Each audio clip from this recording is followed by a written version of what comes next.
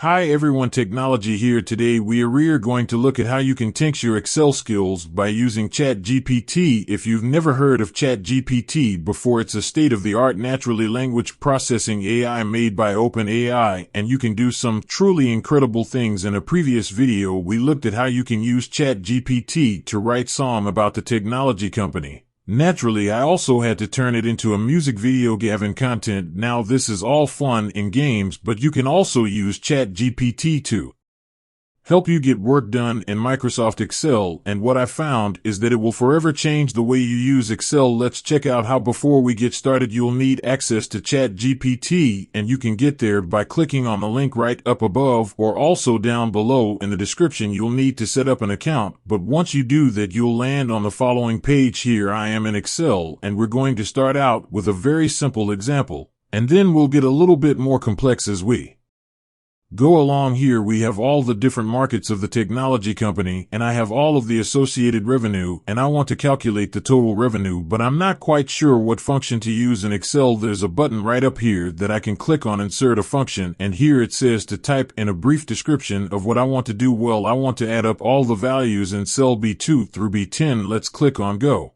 And here I don't get anything back. Let's jump over to ChatGPT to see if that does any better. Here on ChatGPT down below, I can type in my question here, write an Excel formula to add a values in cells B2 through B10. Then let's click on go, and here it tells me to use the sum function. Let me copy this and bring this back into Excel. Here back in Excel, I passed in the function, and just like that I get the sum of all of the revenue. That's the exact function that I wanted. Microsoft, maybe you should look at incorporating some ChatGPT functionality into your insert function helper bag. Now within ChatGPT, one of the neat things about using this is you can have a conversation with the AI. So here I see the sum function, but maybe I want to understand, well, how does this work? What is the colon here? What is all of this here? I'll type in, can you explain how this function works? And then I'll hit enter, and just like that I get a very thorough explanation of how the sum function works. And here I even see an example where I get sum up to separate ranges. This is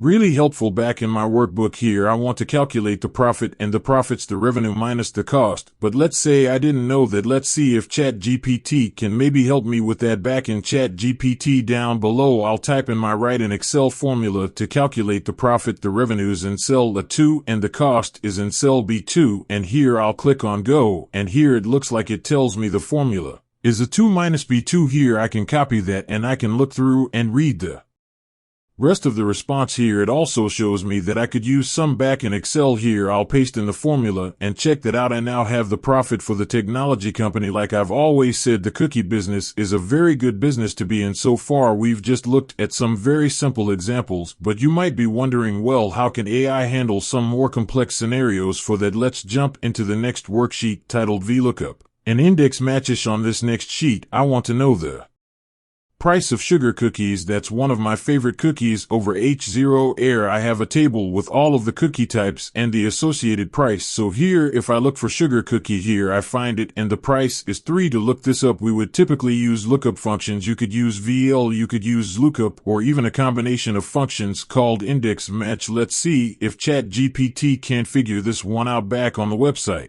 at the bottom, I'll type in my question, write an Excel formula to find sugar cookie in a table, and return the price. Let's see how it does, and right here I get a response back that tells me how the VLOOKUP function works. I can use this vertical lookup function to get the price back for sugar cookie. Here it gives me all this information about how it works, and here it even provides me the specific function that I need to enter into my Excel sheet. Here I'll copy this, and let's bring this back to Excel. Back in Excel, I'll type in the function, and here it hold me BN and being the number of rows in my table. So here I have 4, so I'll replace the N with a 4, and here it properly selects the entire table. Here I'll hit enter, and this returns me the price of 3. This worked exactly how I wanted it to. Back on the website, let me ask if there are any other functions that will same thing, and right here it tells me that I can also use a combination of functions indexed together with match. And here it even shows me using my exact example how that would work. This is really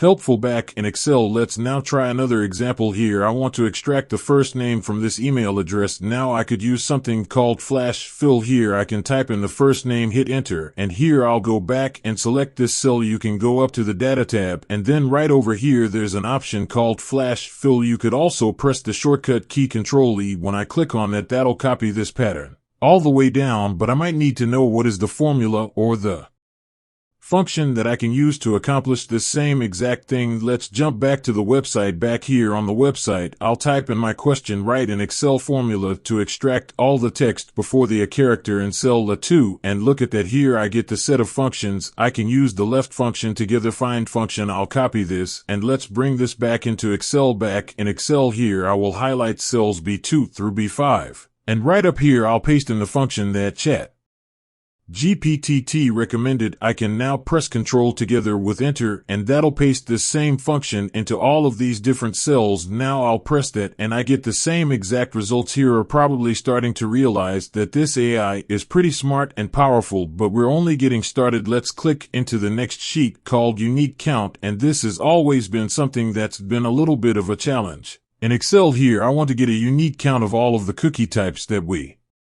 sell here at the cookie company. Now you'll see that there are some duplicate entries here. I have chocolate chip again, and here's another chocolate chip. I just want to know how many unique cookies do we sell. So for that, let's jump back to the website here. I typed in my question, write an Excel formula to count the number of unique values. In a list here, I get an explanation along with sample function of how I can make this work. I'll copy this, and let's go back to Excel. Back in Excel here, I'll paste in the functions, and I have to make some minor tweaks here. It's looking at this entire range, but I don't want to include the headers, so here I'll make a minor tweak. I'll change this from a 1 to a 2, and I'll make the same change here, and then hit enter, and here it tells me that there are 7 unique values. So we have chocolate chip, oatmeal, raisin. This is a duplicate. Then here, these are unique values. And here's another duplicate. We do in fact have 7 different unique values.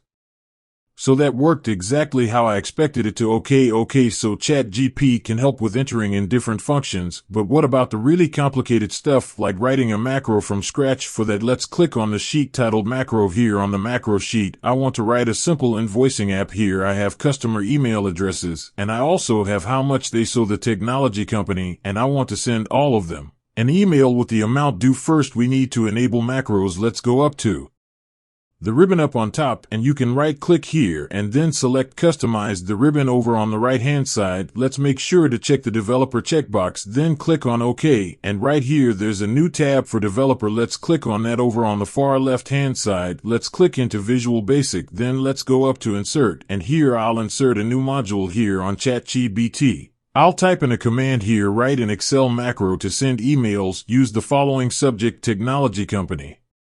Invoice, use the following text, you owe the technology company X, take the value X from column. If I jump back into the Excel sheet here, we see the amount due is in column A. Here I get these set of functions. I can use the left function together with the find function. I'll copy this, and let's bring this back into Excel. Back in Excel here, I will highlight cells B2 through B5, and right up here I'll paste in the function that ChatGPT recommended. I can now press Control together with Enter, and that'll paste this same function into all of these different cells. Now I'll press that, and I get the same exact results. You're probably starting to realize that this AI is pretty smart and powerful, but we're only getting started. Let's click into the next sheet called Unique Count, and this has always been something that's been a little bit of a challenge in Excel. Here I want to get a unique count of all of the cookie types that we sell here at the cookie company. Now you'll see that there are some duplicate entries here. I have chocolate chip again, and here's another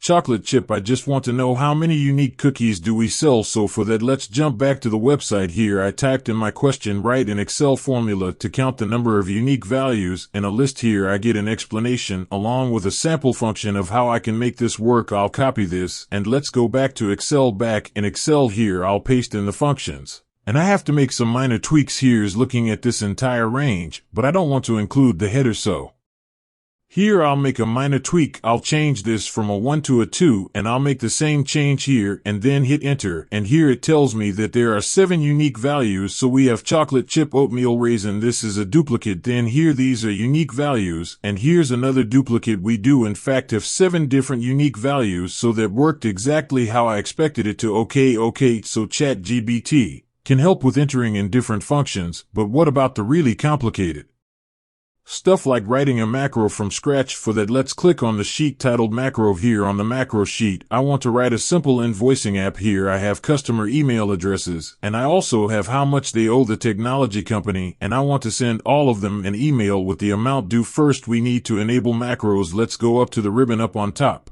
and you can right-click here and then select Customize the ribbon over on the right-hand side. Let's make sure to check the Developer checkbox, then click on OK, and right here there's a new tab for Developer. Let's click on that over on the far left-hand side. Let's click into Visual Basic, then let's go up to Insert, and here I'll insert a new module. Here on ChatGPT, I'll type in a command here, write an Excel macro to send emails. Use the following subject: technology company invoice. Use the following text: you owe the technology company X. Take the value X from column A. If I jump back into the Excel sheet, here we see the amount due is in column A. I'll go back to ChatGPT, send to the email address listed, and column B. Here back in Excel we have the email address in B. Let's now see what ChatGPT pulls together. Here I'll click on send, and look at this, it generated an Excel macro that will send out emails using my subject and all of the body information. This will use both Excel and Outlook. Right here I can click on copy code. Down below here I can see an explanation of how this macro works, and there's also a note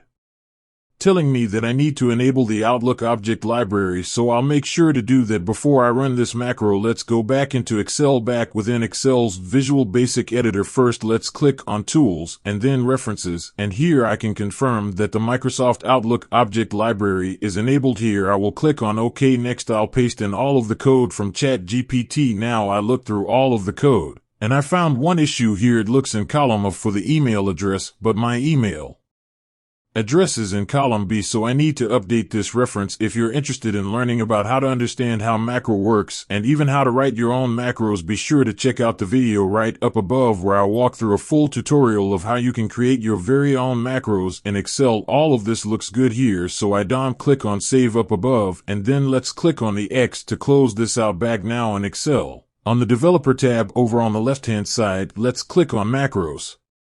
And here we see the new macro, send emails, and I'm all ready to run it. Here I will click on a run, and that is now successfully sent out the emails. Let's go to Outlook to confirm, and look at this. Here's the email message with my custom subject and also the custom body. That is so phenomenal. I don't know about you, but Excel doesn't really seem that intimidating anymore if you have to write nested functions, where if you have to write a macros, no problem, you could have AI get started, and maybe you just have to go in and make a few refine. To watch more videos like this one, please consider subscribing, and I'll see you in the next video, or maybe you'll see a Technologia in the next video. Given the pace at which AI technology is advancing, I'll go back to ChatGPT, send to the email address listed in column B. Here back in Excel we have the email address in B. Let's now see what ChatGPT pulls together. Here I'll click on send, and look at this, it generated an Excel macro that will send out emails using my subject and all of the body information. This will use both Excel and Outlook. Right here I can click on copy code. Down below here I can see an explanation of how this macro works, and there's also a note telling me that I need to enable the Outlook object library, so I'll make sure to do that before I run this macro. Let's go back into Excel, back within Excel's Visual Basic editor. First let's click on Tools and then References, and here I can confirm that the Microsoft Outlook object library is enabled. Here I'll click on OK. Next I'll paste in all of the code from ChatGPT. Now I look through all of the code, and I found one issue here. It looks in column for the email address, but my email address is in column B, so I need to update this reference. If you're interested in learning about how to understand how macro works and even how to write your own macros, be sure to check out the video right up above where I walk through a full tutorial of how you can create your very own macros and Excel. All of this looks good here, so I click on Save up above, and then let's click on the X to close this out. Back now in Excel on the Developer tab over on the left-hand side, let's click on Macros, and here we see the new macro Send Emails, and I'm ready to run it here. I'll click on a Run, and that is now successfully sent out the emails. Let's go to Outlook to confirm, and look at this. Here's the email message with my custom subject, and also the custom body that is so phenomenal. I don't know about you, but Excel doesn't really seem that intimidating anymore if you have to write nested functions, where if you have to write a macro so problem you could have AI get started, and maybe you just have to go in and make a few refinements. To watch more videos like this one, please consider subscribing, and I'll see you in the next video, or maybe you'll see a Technologia in the next video given the pace at which AI technology is advancing.